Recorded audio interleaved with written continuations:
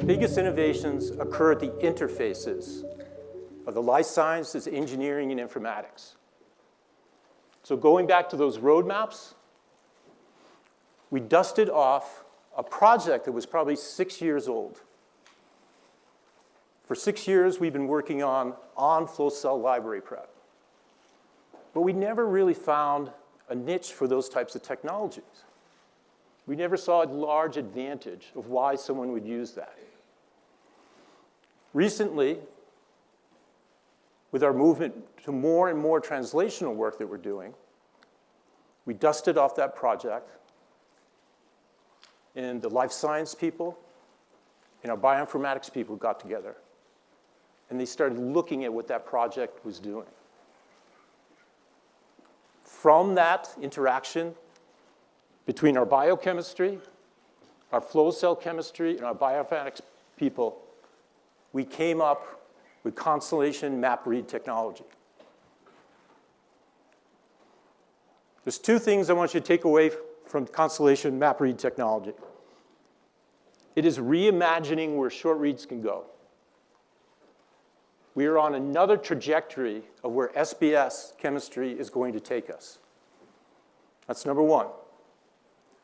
Number two, it has unprecedented workflow simplification.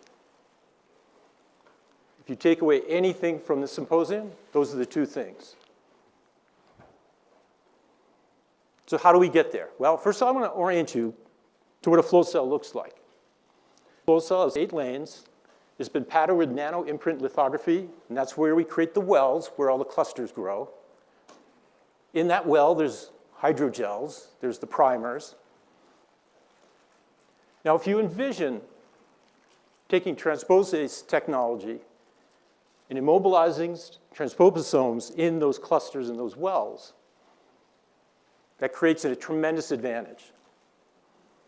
If I flow high molecular weight DNA across that flow cell surface, what will happen? The transposases will cling onto that long piece of DNA.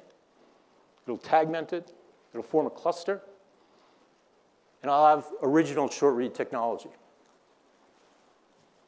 But the eureka moment was this. That long piece of DNA actually lays across multiple neighboring wells.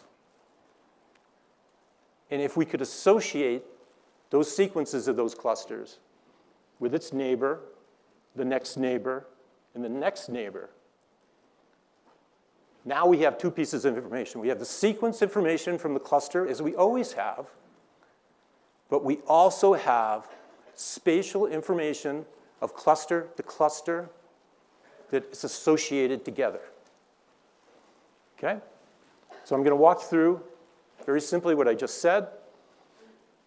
First, we flow unfragmented DNA across the flow cell surface. It gets captured on the flow cell surface. The surface tagments that piece of DNA, and standard clustering and sequencing occurs. But here's the eureka moment. There's a relationship of the sequence that's been clustered and sequenced in one well to its neighboring well.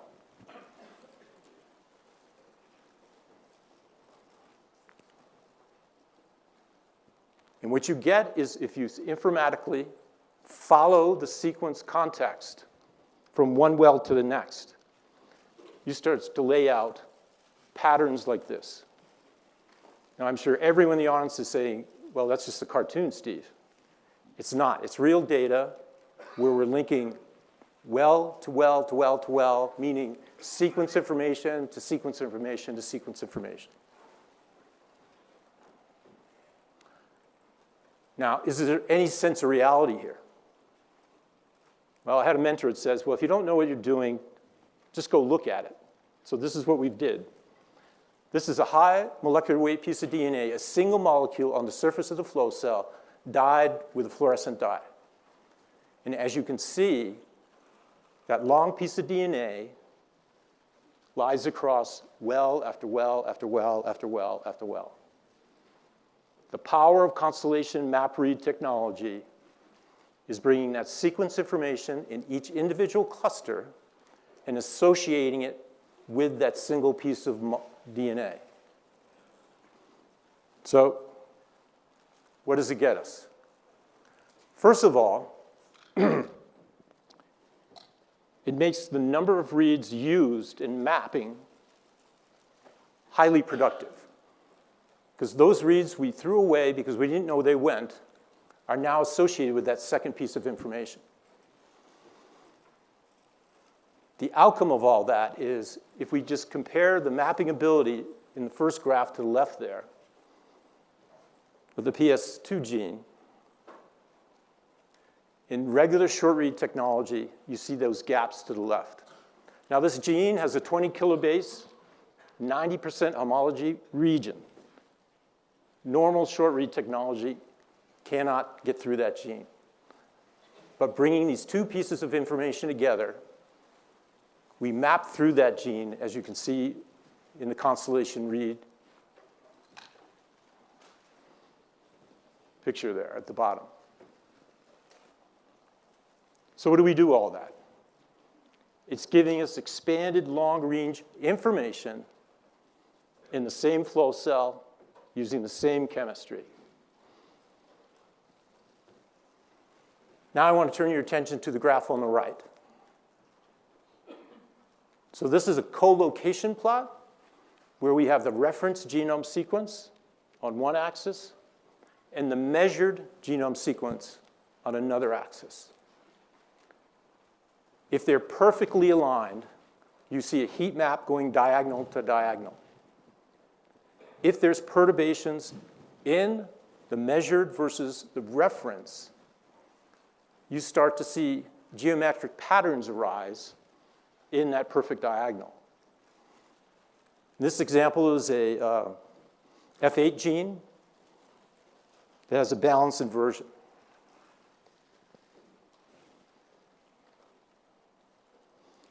Point 2 of this technology.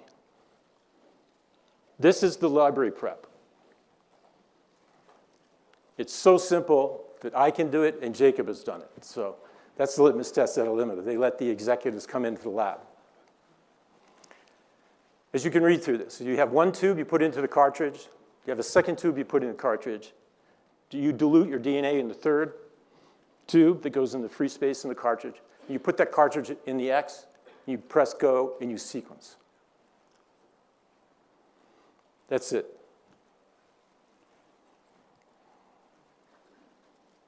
Now with that, I'm absolutely excited and proud to have Niall Lennon come up and give his impressions with the technology.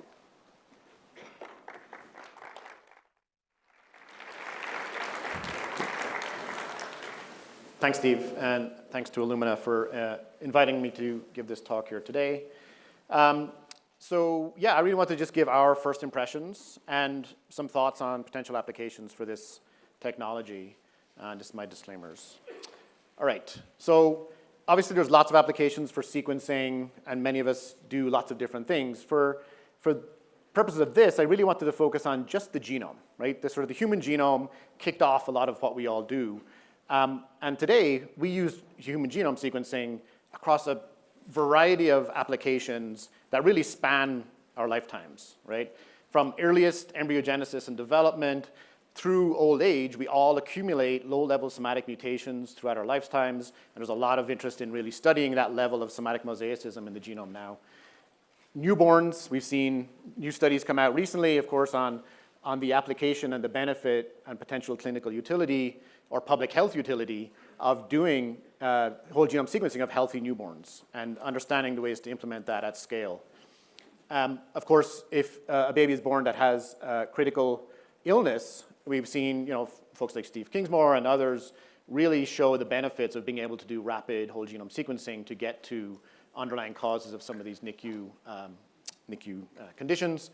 As you get to older age, you get these childhood onset rare diseases, which many people study, and the idea of looking at the genome to really understand and shorten the diagnostic odyssey there, and so on, right? So developmental delay.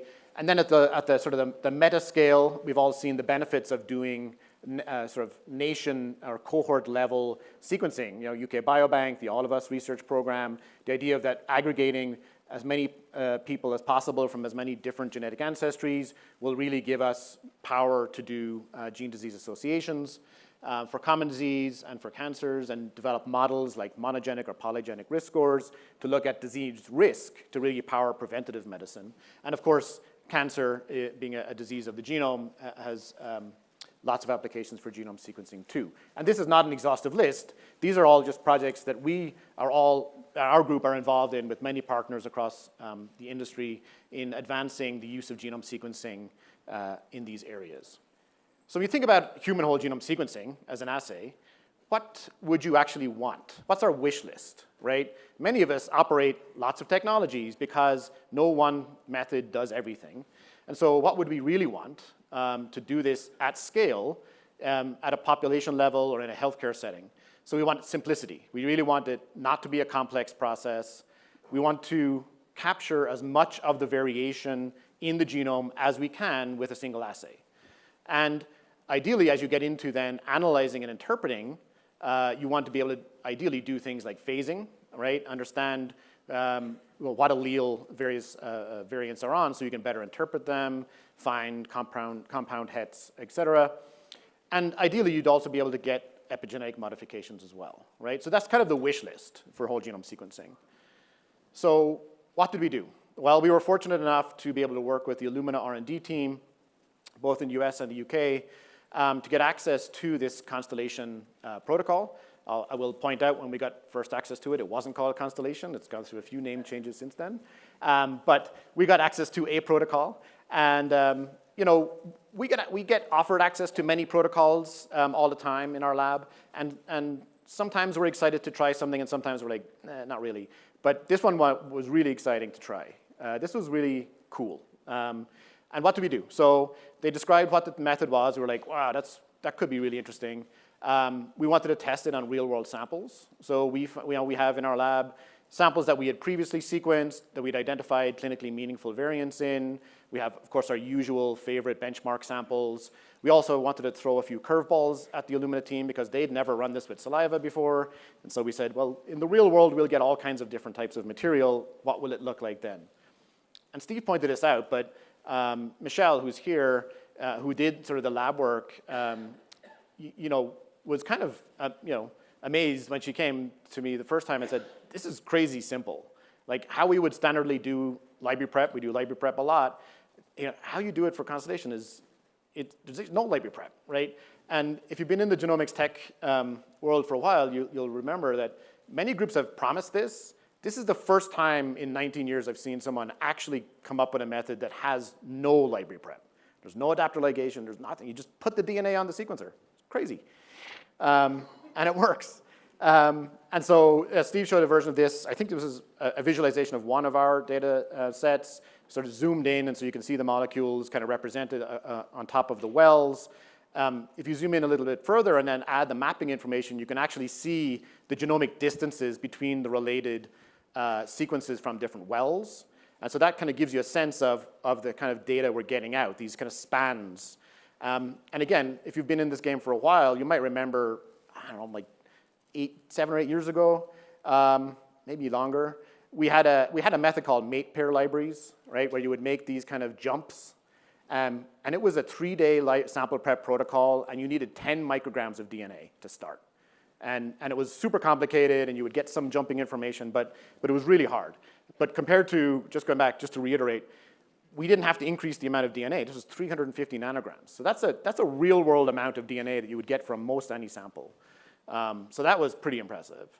And then just to kind of reiterate what Steve showed, but in our data and from the clinically meaningful variant samples that we ran, you know, we can see in the data what Steve described. So things like these hard-to-map genes, right? Stereosilin, where you have got you know, about 2/3 of the gene in standard short reads we would consider to have to not meet our callability criteria. Here we're using callability as a metric. It's a metric that we've kind of taken from, you and Ashley proposed it a few years ago in a preprint, but we would consider a location or a base in the genome callable That is, it's powered to find a het variant at that site. If it's covered to at least 20x, it has base quality of at least 20x and mapping quality of at least 20x. So in standard sequencing, many of these high homology gene regions will drop out, right? You just don't get coverage and you can't call variants in those regions. When you use this proximity information from the Constellation reads,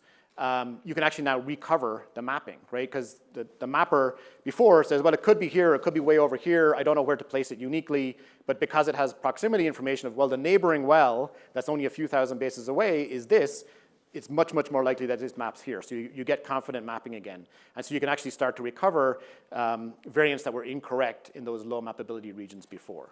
So that's really cool. Same thing on the CYP genes, where you usually get dropout of coverage.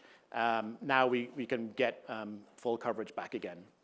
And PMS2, which is sort of the classic example associated with Lynch syndrome, we get these exons that drop out typically in most of our sequencing, and now we get good mapping again in those. So that's really cool. We just did our benchmarking, so our standard ASHG 002 benchmarked against a T2T truth set. The numbers are kind of small, but basically across the whole genome for SNVs, we see our expected performance for precision and recall or sensitivity and specificity. If you start to break down the genome regions into different levels of difficult regions, low complexity regions, low mappability regions, segmental duplications, et cetera, you actually start to see a little bit of a benefit from being able to use that proximity read information as well. And that difference actually starts to get more pronounced when you look at indels. So we're seeing a benefit in just short variant calling as well. And like we said at the beginning on our wish list, now you can actually confidently phase full genes because you've got this proximity information. So instead of just a read pileup, you can now phase and look for things like compound hets as well. And so at the metrics level from that set of samples we put in, you can see the percent of fully phased genes in the genome. So when we have high quality DNA and we do a high molecular weight extraction on cells or blood, we're getting in the high 90s. So it's like 98% in ASHG 002 or 99% of the genes are fully phased using this data type. And then when we start to get into like the more difficult standard sample types, blood and saliva that were not extracted, particularly to have high molecular weight DNA, we still get actually pretty impressive numbers for phasing. Steve mentioned this, but just to kind of point out, this is pretty early technology, and so a lot of the algorithmic methods to like really take advantage of this data type haven't yet been developed. I think we're excited to work on developing some of those, and I'm sure the Illumina team are as well. So we don't have like proximity read, optimized CNV calling yet. But you can just look at the data and you can actually see structure variation events. So like Steve said, if you don't have an event, when you map the reference and the reads and look at sort of genomic colocalization, when there's no event, you kind of get this perfect alignment. When you start to drop out reads, you start to see gaps. When you start to have extra reads, you'll see more data. And so we actually, in our samples, can see that. You can look at a DMD duplication event on chromosome X in the data. And another way to kind of visualize that is if you just zoom in and kind of flatten out the plot and put it on top of a read depth coverage, you can actually see here the evidence of the event, right? So you can see the read pileup and the evidence for the duplication that you could visualize in that as well. And that's just one example. There was lots of different examples in the samples that we ran of really cool different types of events that you could potentially detect here. And so I think we're just at the beginning of what could be possible with the data type. But in the interest of time, I'll wrap up. So our first impression was, wow, it's really cool. There actually is no sample prep. Mad. You get that mapping and coverage boost that you might have expected, and that's really cool. And we get phasing, and we get the ability to potentially see more complex structural variation in the data as well. And so I think we're at a point where it's very early, and we're just sort of scratching the surface of what could be done with the data type. I think combining this simplified sample prep, low input requirement, makes it really interesting for real world applications, real samples. And I think it's starting to get to where we wanted to be with our wish list of being able to get much more out of that single assay so that more people can do the spectrum of research and discovery that they need to do. And I'll wrap up with that. Thank you.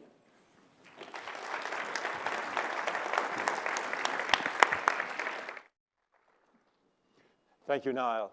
And once again, having Niall present today, get access to the early technology is now the new mode of operandi for Illumina in new technologies. We'll be reaching out to more and more people to develop products and programs in concert with our customers. So where are we with Constellation, right? So this is Constellation right now where the R&D program is today. So right now, the early access program, our product will have 16 DNA samples run. Those will occur overnight, 24 hours, and the analysis is going to be in Dragon. We've had over 1,000 internal sequencing runs done to date, with greater than 8,500 samples processed. We have 10 early access sites engaged, and after this presentation, I think we're going to have many more. There's been 45 patents and some 70 invention disclosures filed, and we're rapidly expanding early access in Q1 of next year. This is really just being limited by being able to create the reagents and finish the pipeline in Dragon. Is this for X platform only? Right now, it's for only the X. So where are we taking this? So you can imagine if you're sitting in the audience, where can we go with this technology, as Niall implied. We're certainly going to work on simplifying the workflow, so different types of samples coming in, crude lysates, right? The next big one is, wouldn't it be great to be able to get methylation information in the same workflow? Well, if you take our 5-base technology that I'm going to talk about in a minute, and you add that to this, now you're going to get epigenetic variant information, expanded structural information, the co-location plots, no library prep, normal input requirements, fast sequencing times, all on a sequencer you have today. The next big ask as we talk to people, well, how about non-human? So this is in the roadmap, right? Can we push this technology where we can assemble bacterial genes, right? And the last one, well, we're at the very beginning of this. What can we envision where this goes? So we'll be listening intently on what people want and our early access customers suggesting where this technology needs to go.